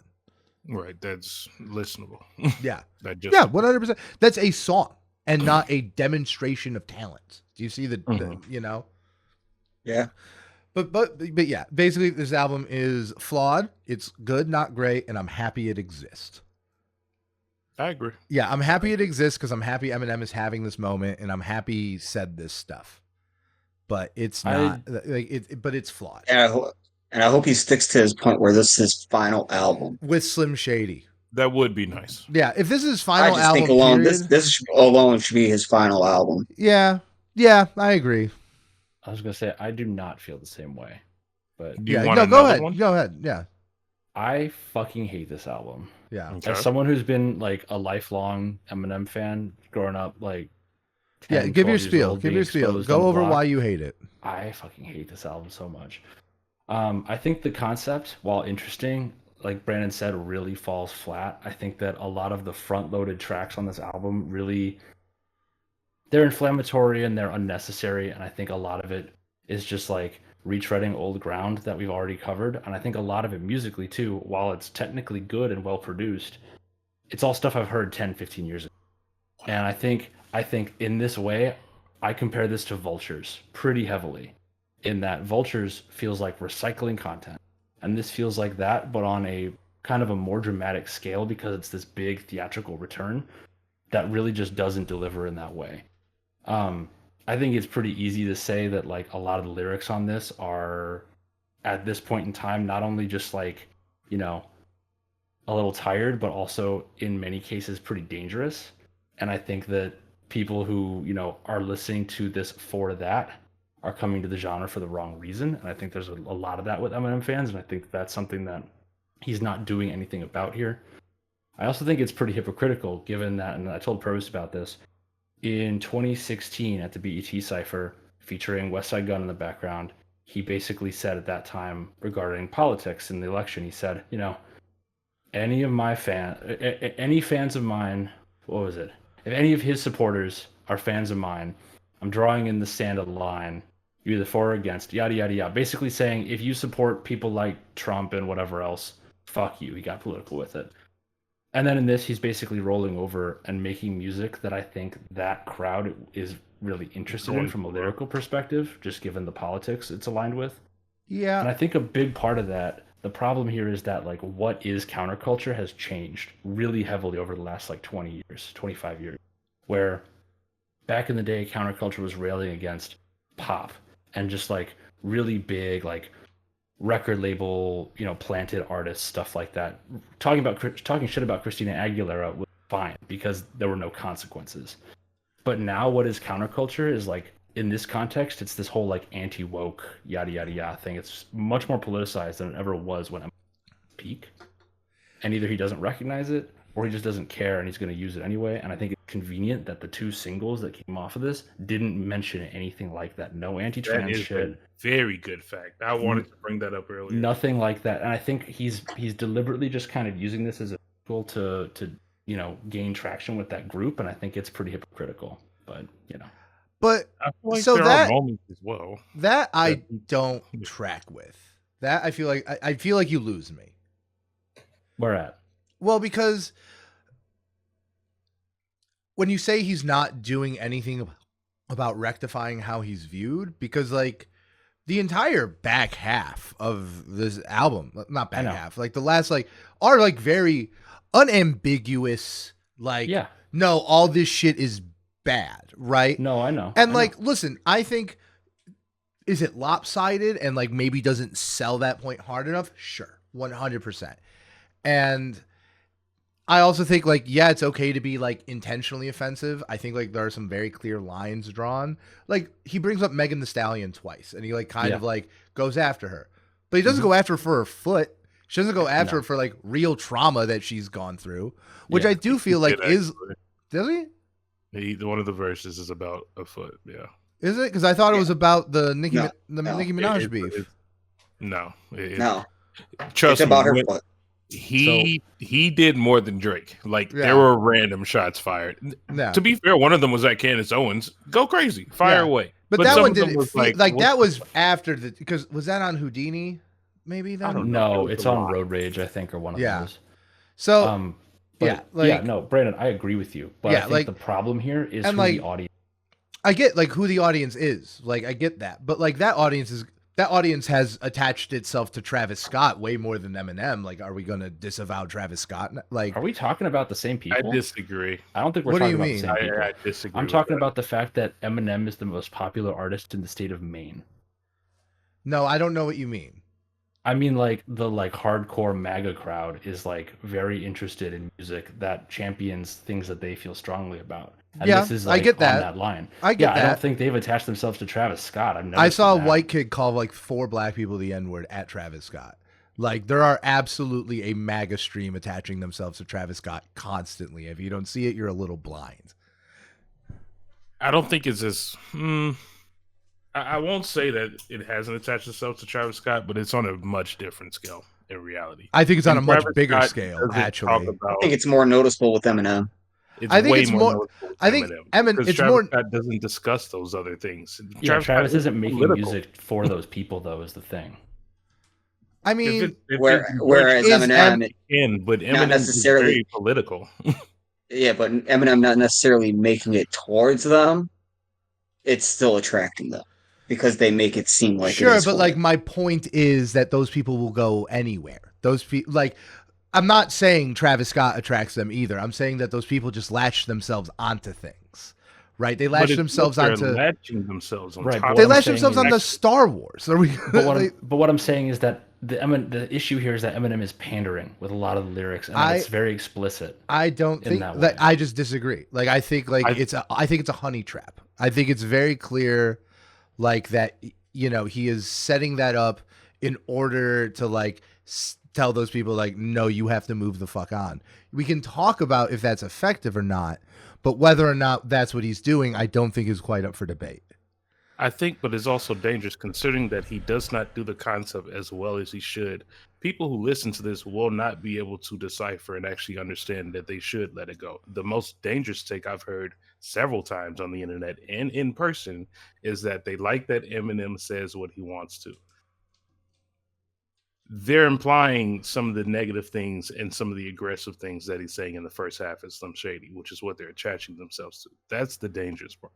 I don't compare that to Travis Scott. Travis Scott can rage and be an idiot. That's fine, but they're not attaching themselves to Travis Scott because they're making fun of little people and trans people. I think the most political Travis Scott has ever gotten is when he said, like, I can't take no more of this white power's imposition. Which is like one line. No, I would say the most political thing he said was what he said Michael Brown deserved it. I didn't know about that. Oh, you should look it up. There's like, look, and my point is not that Travis Scott is bad. My point is that fascists and Nazis attach themselves to things arbitrarily, and we shouldn't use their presence when we're talking about like the creative content of an album.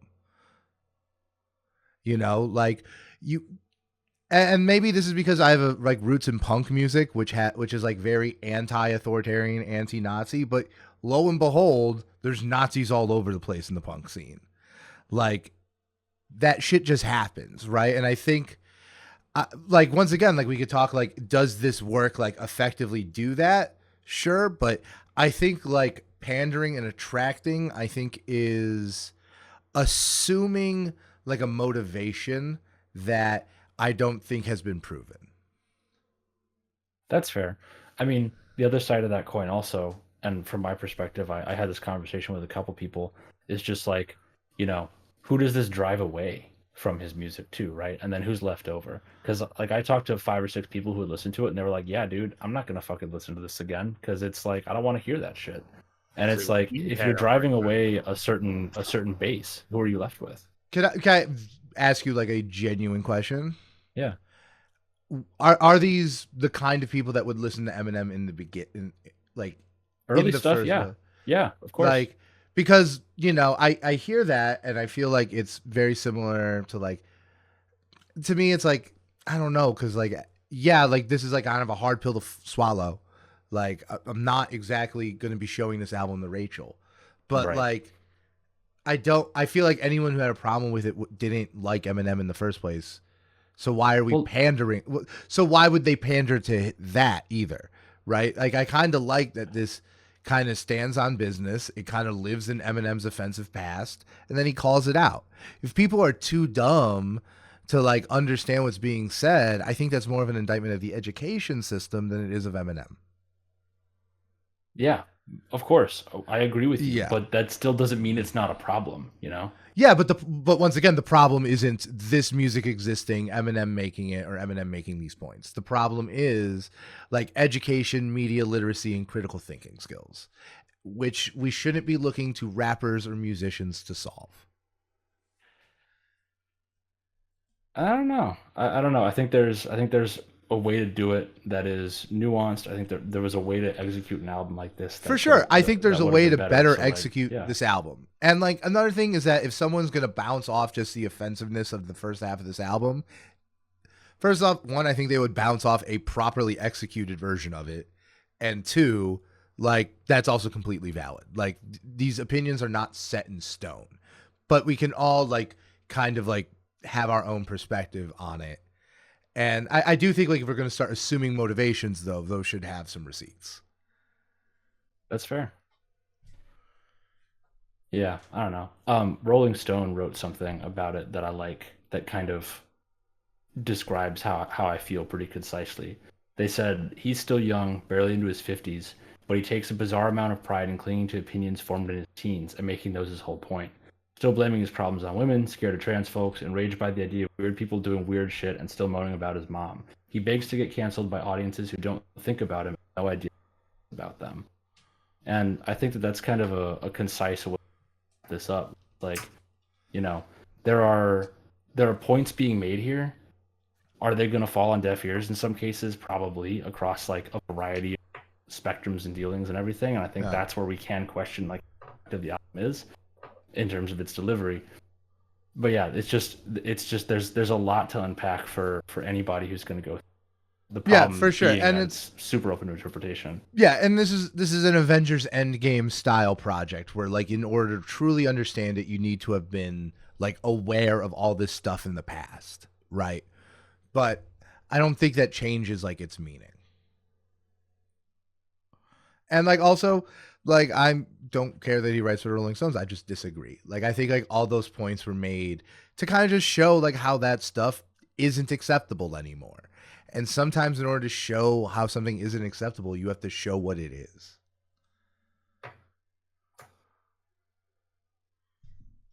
All right. Shall we do grades? Sure. Let's do it. I'm going. I'll start it off. I'm giving it a B+. I'll give it a B+. Okay. It's his best album since 2010. It's not the greatest album, but also I feel like I'm just too old for Eminem. There's a handful of songs I like, but like everything Jasper said, it's still childish. The people that wanted this album are still, in their 30s thinking they're in high school. Man. Yeah. And like I do think it's a shame that the people who need to hear this album the most are the people who wanted it and they're not going to get it. Yeah, this is like how up until it took 4 seasons of The Boys for the MAGA crowd to figure out that it was They're making fun of them. Yeah, right. It's that. It's like how it took 20 years for people to realize that like Fight Club is about how bad patriarchy is. Right, like but yeah. So I'm going to go B- because I think there's a lot of stellar songs on here. I think there's a lot of highlights. I think there's a lot of lowlights. And I just appreciate it for existing because like no one else could have made a point like this. Mm-hmm. You know, I don't think there's anyone else who has like this history as this kind of character to like make this kind of statement. And I think this statement is good. So even if it's not handled well, I can still appreciate it a little bit. So I'm going to go B-. That's fair. Jasper, do you want me to go? Yeah, go ahead. I don't know. I thought about this a lot over the last week. I want to give 2 different grades, which I know we rarely do. Go in the middle. Go in the middle? Yeah. Okay. Good if call. I am going in the middle, then I'm gonna give it a B-. I wanted to grade it as a conceptual album. I do think it's a very unique album. I don't think he fulfills it very well, and I think it's very dangerous. And I try to hold artists responsible for their actions, even if it's not their intentions. You still have to. You have to stay impact over intentions. Right. So conceptual was going to be a lower grade. Quality wise, prior to this, like I said, I don't listen to Eminem. I sent a video to Brandon of the week from Casey Fry, just making fun of. That's how I hear Eminem, is just mumbling. The auction was a perfect reference. This actually sounds good.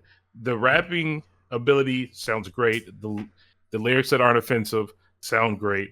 I was actually impressed. So that I was going to give a very high B. So I'm settling like low B range for me. Yeah. Jasper, And here comes to the bring F. down the average. Right. It's a D for me. Yeah, Okay. I've outgrown this. Like this whole style, I'm pretty much over it at this point. I think that, like we said, you know, I think there's a lot of stuff here drawing attention to things that don't need to be drawn attention to. That's dangerous and has like real world implications for real people. And I think that, you know, either that's just not recognized or he's really hoping he can make it up with the delivery, which he doesn't. I think if this album came out in its current form probably 10, 15 years ago, when Slim Shady and Eminem were both more relevant and it were more timely send-off for the character, I think it would have been a lot better in terms of its receipt, and even the content on it would fit into the cultural landscape much better. But I think we're so far removed from when this was, you know, the norm, that it makes it really hard to digest for myself and also, you know, just generally modern audiences who aren't, you know, on like some crazy hate stuff. So, dude, even us, I talked to several of you. Like, it's just a hard album to get to. Yeah. At points. So, Oh yeah. All right. It is what it is. Should we get to recommendations? I would like to go last. Okay. I mean, I have mine up, so I'll just go through. My first one is going to be by McGue. I don't know where he's from. He's actually, so sick. but I love McGue. I think he's from Buffalo. Okay, that actually makes sense because I'm pretty sure it came on shuffle randomly by Spotify while I was listening to Griselda. He came out with a song ton on called Griselda. Yeah, I don't think he's like officially signed, but I think he has stuff that's come out under it. Yep, he's aligned with them. I'm gonna say this wrong because it's in a different language, but Sur Le Point de Vagnon. Apparently it is based off, or the beat is based off a French children's song. And it hits. Yes, thank you. It slaps. Very good. So highly recommend it. Throw it in your Griselda playlist. Hell yeah. I'll go next. My first one is Baby Keem, Highway 95. Dude, that's a good one. Love that. I'm waiting for the next Baby Keem album. We are due. We're due. Should be this year. Due for some Keem. Are due. Mr. Two Phones. Jasper. I got 2. I'm going. I've been in the Denzel bag this week, given you know the Mischievous South. Yeah, I'm going Cash Maniac off of Taboo. That's awesome. That's an incredible song. Nice. Approved. Yeah, I love this song. All right, so my first one, I don't know if you guys have been watching the rest of the world in the 2 weeks I've been gone, but a lot of shit is going on. I did not try to assassinate the former president, but with everything that's going on, it brings me back to one of my favorite songs throughout my entire life. written and performed by probably one of the greatest artists in the history of recorded music. I'm recommending The Times Are A-Changin' by Bob God damn Dylan. it. Alexa, roll the intro to Watchmen. Boy, I knew about that song for a decade before Watchmen came out. No, You know? of course, yeah, no shit. But like, it's just very I have good. that association. Yeah, you know? because dude, when my dad would complain about how things are how much he wishes the world was back the way it was, I just whistle that song. I just hum it. The times they are a-changin'. All right. Good one. Purvis? Purvis. Is it me? Yeah, it's Purvis. Yeah, that was fast. Okay, my bad. Pass to the left and then up. I'm sorry. I'm going to recommend an artist, Sideshow. Also came on show for my Griselda. The song is called "01 Beige Camry." 01 Beige Camry? You know it's good. That goes it's good. Fucking hard. You know it's good. I love that. That's a great name for a song. I'm gonna go get an 01 Beige Camry tonight. That is a good one. So my second one is kind of fitting for this album. I'm going with Bad Meets Evil, Eminem and Royce da 5'9" with Fastlane. There's a story behind that old saloon. Two of the most wanted individuals in the county. It's a good one. Great song. We love that. Me next? Yes. All right. I am going to recommend a song that you're all going to have to listen to. And that's going to be A Place Where Love Goes by Charles. Oh, bro, so good. Yeah, dude, so I can't. good. It's so good. See, so good. You see, Denzel would have been potentially God. a contender for Album of the Year, but this is just a solid head and shoulders up there, baby. I got so many songs on the album, but this we'll talk next week. It's so good. Chef's kiss. Yeah. Driving like 100 miles per hour listening to this song. God. Okay. Well, gotta listen to that. All right. So I'm gonna have a little spiel before I recommend my last song, if you guys don't mind. Here we go. No, it was like why I wasn't out this week. Okay, and I want to just be honest about something for myself.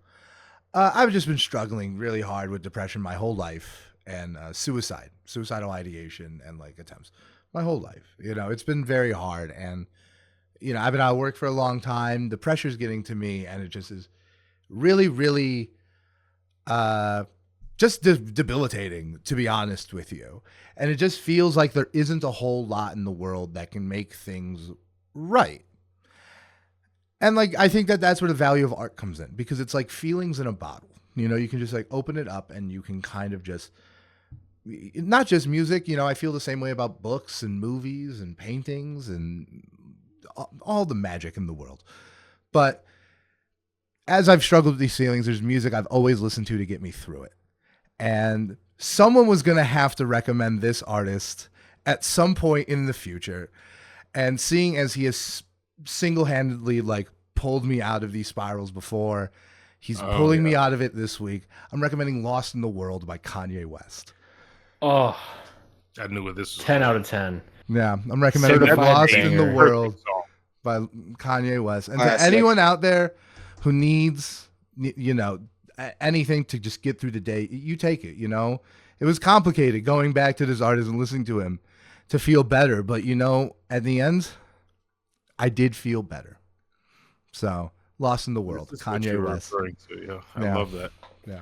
I know you mentioned doing it a week, but I didn't know which one. Yeah. I love that. Yeah. Okay. Yeah. So I wanted to say a little something. I wanted to recommend a little something. So this was a long episode. This was a touching episode. We talked a lot of important things. Dude, that's what I literally last week I was like, we're not doing this till Brandon gets on. But to end on a bad note, since you mentioned his name, Kanye West and Ty Dolla $ign is having a Vultures 2 listening experience August 25th in Taiwan. Make it stop. Make it stop. In the podcast. Podcast